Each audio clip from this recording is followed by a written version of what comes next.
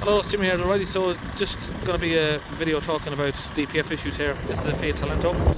So this customer is here with me and I'm going to talk about what he's been through. So he's been to a garage and they've done a forced regen. Shortly afterwards the light came back on and they said, oh well, we're not really sure, let's take the DPF off, send it away and get it cleaned. Okay, so the problem's still not fixed. They've just cleaned the DPF again. Then he has called a DPF Specialist from Facebook. He's got a proper Facebook page claiming to be a DPF specialist, lots of pictures of cleaning DPFs and all of that sort, and this is what annoys me really, because you get people that call themselves a DPF specialist, especially when they're mobile like myself. So mobile people doing it for me and making a bad name of it really annoys me, because if you get a bad experience from a mobile mechanic or a mobile DPF cleaner, you're going to automatically assume, why did I call one of these out? Let's just go to a proper garage and have it done properly. So the issue was with this mobile DPF cleaner is he came out to clean the DPF. He spent a half an hour looking over the van and he said, the customer was standing there with him and he said, you know what, I don't know how to clean the DPF on this. I don't know how to access it, so I don't think I can do it, and he gave up. So the customer said, okay, if you can't clean the DPF, if you could at least just diagnose why the DPF keeps blocking up, I'd be happy with just doing that, so you don't have to do the job if you can just do the diagnostics. And his reply was, well, I don't do diagnosis, we don't diagnose any faults, all I do is just put my cleaning solution in and that's it, job done. I don't do diagnostics and I don't know how the system works, so we just do the cleaning. I keep hearing this story over and over a lot. So I'll let the customer just have a little chat in the background about some of the stories that he's been through. Yes, I had a DPF specialist in Milton Keynes come out to my van, and he basically said he can't find where to put the fluid in, and I sort of explained to him that I was looking to get diagnosed what the issue was with the DPF, and he just said he doesn't really do that normally, and he sort of can't work out why it would be doing it, and he just sort of packed up and that was that, and just said he can't do it. So that's it, he's all done. So I hope that explains what I'm trying to talk about here. There just seems to be an influx of DPF cleaners, particularly on Facebook, and for a couple £100 they can make this really fancy looking website with, you know, AI generated photos of DPF before and after cleaning and all of this carbon cleaning before and after pictures, a really old dirty DPF with a brand new one beside it. I mean, like, this guy who came out literally admitted to the customer, you know, I don't know how to diagnose the system and I don't know how to diagnose the fault. All we do is just inject our cleaning solution and leave it at that. Any of your other repairs you have to go and have it diagnosed at a garage, but the problem is the garage he went to didn't know how to diagnose it either. They cleaned the DPF, took the DPF off, that didn't resolve it, so then they just went down the route of let's delete it. I mean, DPF deletes, you know, there are certain situations which I would say, okay, fair enough.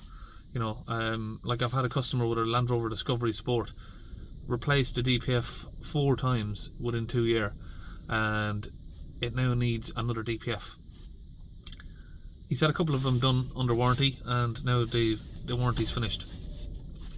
Is he going to spend another 2.5 grand on a replacement DPF and EGR cooler filter that might last him 3 to 6 months? It's not viable, and I'll be honest, if I was in his shoes, I would either try and exchange the car back to Land Rover for a different model or something. It's the 2 litre Ingeniums, and what people as well, I'll mention as well, is people will think, because I'm saying stuff about that about Land Rover, I don't really think Land Rover are as bad as what people make out.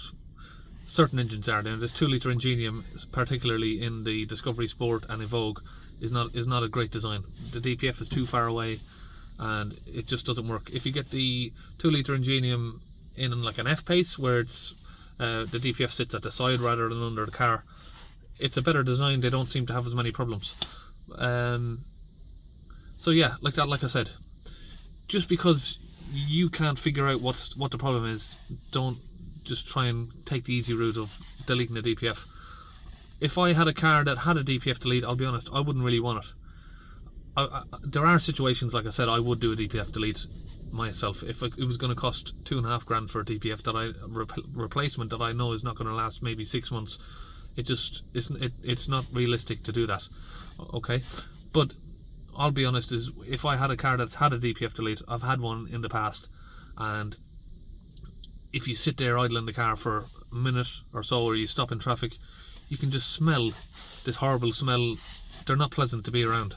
Even if you're behind one in traffic, if one's in front of you, someone's had a DPF delete, you can smell it. You can smell the strong odour coming from it. It just doesn't smell nice. If you're standing next to a car that's idling that's got a DPF delete, I can tell straight away. I can tell by the sound. It's got a hollow noise from the exhaust, and you can just tell by the potent smell that comes from it. So they're just not nice to be around. So if you can avoid doing a DPF delete, I do recommend just avoiding it. But like I said, the main point of this video is, if you are setting up a DPF cleaning business, I've had hundreds of people message me saying that because of your videos I'm going to set up a DPF cleaning business. If you are going to do that, please follow my procedures correctly.